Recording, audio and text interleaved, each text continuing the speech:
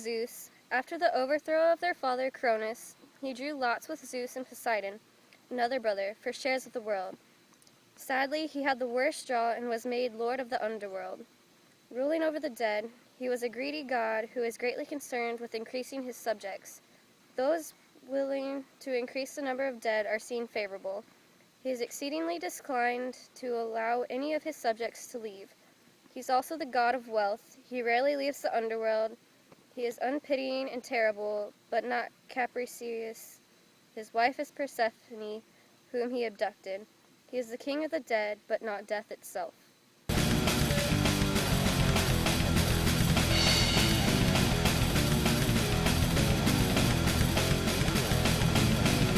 Cronus and Rhea.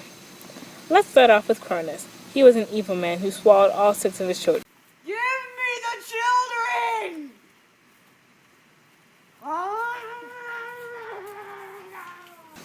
Cronus was said to have 3 heads, a man, a bull, and a lion. He was also the youngest out of the 12 titans. Unlike Rhea, who was also a titan, she was the mother of gods. Her name stood for flow or ease, which matches the title of goddess of female fertility.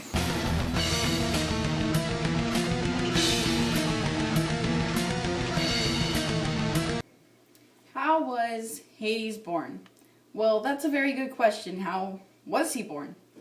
Well, Cronus and Rhea were Hades' parents. They had a lot of children, and, one was Hades. But the thing is that Cronus swallowed all of his children at childbirth, so when Hades was born, Cronus took him and swallowed him. Now, there was only one child that didn't have to get swallowed, and that was Zeus. That was because Rhea had tricked Cronus with a rock. She wrapped up this giant rock and gave it to Cronus, and Cronus swallowed it. So then Rhea took Zeus to a different place to grow up, and then come back and fight his father. And then when Zeus and Cronus were fighting, Cronus threw up all the swallowed children. This one also included Hades. So technically, people call this Hades' rebirth because he was thrown up and born again.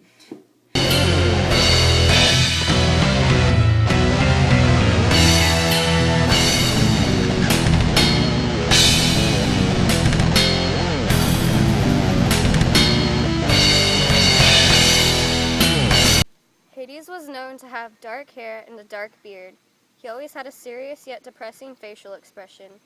He was muscular and had a 2-pronged spear, a horn of plentiness, and he had a helmet made by the Cyclops that made him invisible.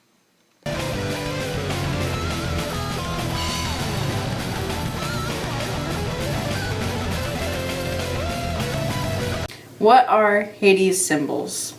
Well, there are many things that can symbolize Hades. For one, he has this invisible helmet. Now this helmet was given to him by a Cyclops, and within the name it says invisible, so clearly he puts it on his head and it makes him invisible. Along with that, he symbolizes wealth because he pretty much owns all the metals and jewels. And then the last really big symbol that most people know would be Siberius. This is his dog. Now Siberius isn't just any dog. He is a vicious dog. He is pretty much so vicious that over Hell's Gate it says, "Beware of the 3-headed serpent-maned monster hound with slavering jaws and deadly halitosis."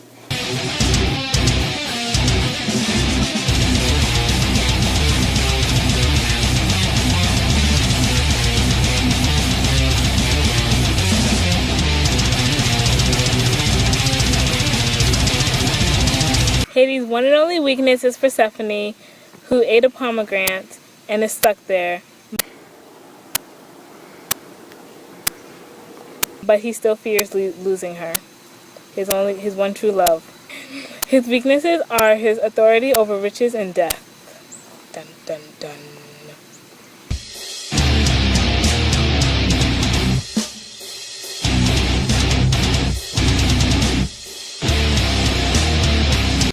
Hades' significance to Greek mythology was that he was one of the Olympic gods. He watches over the dead and whatnot. He defeated the Titans. And he was in many battles. Because he's cool.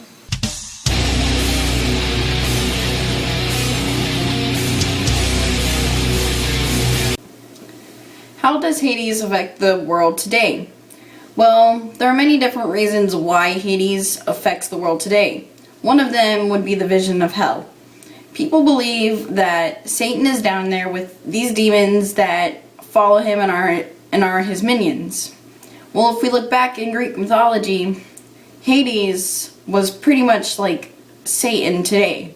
He had these little things called furries that were like his little minions that did everything he wanted him to. And along with the vision of hell, Hades also inspires many books and TV shows along with movies today. One of those movies would be the Disney's Hercules. Hades is portrayed as a different character than how Greek mythology shows him, but it's kind of the same thing. Along with that, there's also the movie Clash of Titans, and there's many books about Hades and Greek mythology.